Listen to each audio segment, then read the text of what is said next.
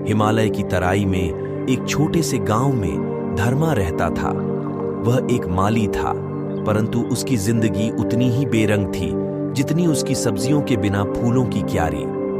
उसे गुस्सा आता था, चिंता सताती थी और हर रोज वही फिक्रें उसे घेरे रहती थीं।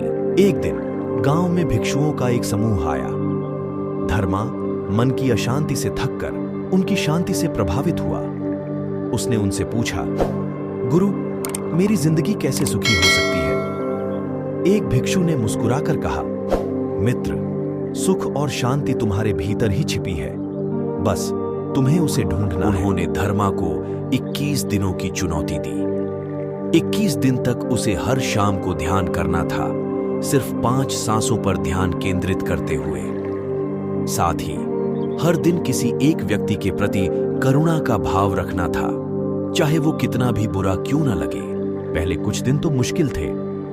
ध्यान में मन भटकता था और करुणा दिखाना हास्यास्पद लगता था, पर धर्मा हर शाम प्रयास करता रहा। एक दिन बाजार में जब बूढ़े बिरजू ने उसे धक्का दिया तो धर्मा ने गुस्से के बजाय सोचा, शायद वो बीमार है या दुखी है।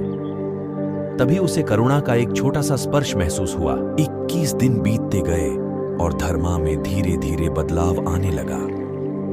ध्यान के दौरान उसका मन शांत होने लगा, क्रोध कम हुआ, चिंता हल्की पड़ने लगी, लोगों के प्रति उसकी दृष्टि बदली, वो सब में अच्छाई तलाशने लगा। एक सुबह उठते ही उसने महसूस किया जैसे उसके अंदर ही सूरज उग रहा हो। उसकी नैनाएं में चमक थी, उसके शब्दों में दया और उसके चेहरे पर मुस्कान। बगीचे में काम करते हुए उसे फूलों की खुशबू पहले से ज्यादा तीव्र लगी। सब कुछ जमीन से आसमान तक जिंदगी से भरपूर लग रहा था। धर्मा को समझ आ गया कि गुरु सही थे, सुख और शांति भीतर ही है। उसे सिर्फ 21 दिन का चमत्कार चाहिए था अपने अंदर के प्रकाश को जगाने के लिए। और अब हर सुबह ध्यान के साथ वो उस प्रकाश को और फैलाता, अपने गांव और दुनिया को उज्जवल बनाने के लिए।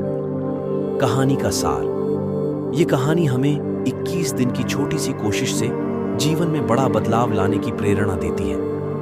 बौद्ध दर्शन के अनुसार करुणा और ध्यान मन की शांति और सुख प्राप्त करने के महत्वपूर्ण साधन है। अंदर का प्रकाश ही खुशहाली का असली स्रोत है, जिसे ध्यान और सकारात्मक दृष्टिकोण से जगाया जा सकता है।